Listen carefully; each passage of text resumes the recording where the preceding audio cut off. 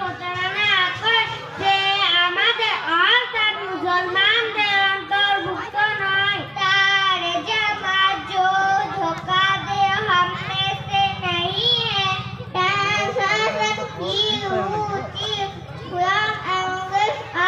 হাদিস নাম্বার 4 সামাজিক কথা সম্পর্কিত। আসসালামু ক্বাবলাল কালাম অর্থ কথা বলার পূর্বে সালাম করো। তার জামা बात करने से पहले सलाम करो। Give with salam before speaking. হাদিস নাম্বার 5 আচার সম্পর্কিত। আলাইকুম বিসিদ অর্থ সত্য কথা বলা তোমাদের ওপর অপরিহার্য। তার জামা हमेशा सच बात कहो। Always speak the truth. মাশাআল্লাহ।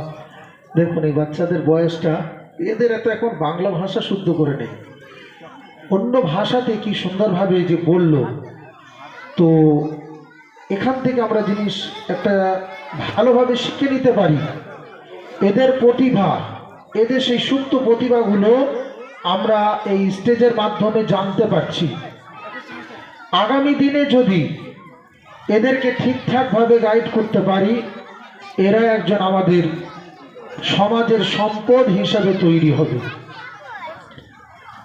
গার্জেনরা, অভিভাবকরা এই ছোট বাচ্চা বলে এড়িয়ে যাবেন না। আগামী দিনে এই বাচ্চাটা হীরায় যেন পরিণত হয়, এই মেহনত আমাকে আপনাকে সকলকেই করতে হবে।